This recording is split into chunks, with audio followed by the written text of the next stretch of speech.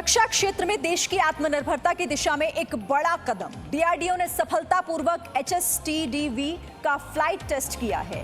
HSTDV का मतलब है हाइपरसोनिक टेक्नोलॉजी डेमोन्स्ट्रेटर व्हीकल। ये एक तकनीक है जिसका इस्तेमाल हाइपरसोनिक और क्रूज मिसाइलों के लॉन्च में किया जा सकता है।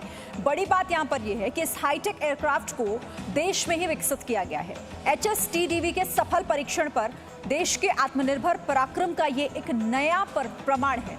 रक्षा मंत्री राजनाथ सिंह ने डीआरडीओ को इस कामयाबी पर बधाई भी दी और कहा कि डीआरडीओ प्रधानमंत्री नरेंद्र मोदी के आत्मनिर्भर भारत के विजन को आगे बढ़ाने का काम कर रहा है।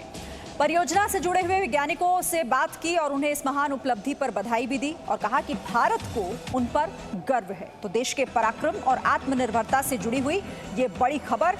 कृष्ण मोहन मिश्रा हमारे सहयोगी ज्यादा जानकारी के साथ जुड़ गए। कृष्ण मोहन मिश्रा, ये कितनी बड़ी बात हो जाती है अगर हम रक्षा के क्षेत्र से उस लिहाज से अगर हम देखें, ये कितनी बड़ी सफलता?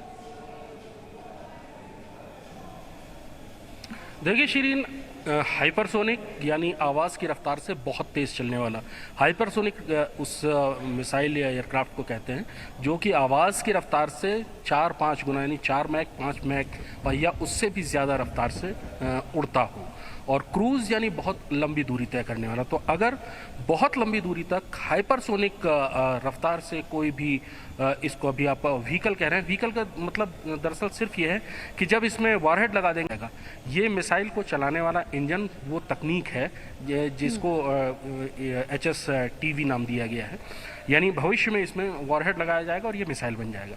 तो अगर क्रूज यानी बहुत लंबी दूरी तक हाइपरसोनिक यानी तेज़ रफ्तार से कोई भी चीज़ चलती है तो उसमें बहुत बड़ी टेक्नोलॉजी की ज़रूरत होती है। तो इंजन की ज़रूरत होती है, दूसरा ऐसे मटेरियल की ज़रूरत होती है कि जिससे जो ये प्रेशर ये टेम्परेचर सह पाए जो कि हवा से घर्षण में फ्रिक्शन के दौरान उसमें उत्पन्न होगा।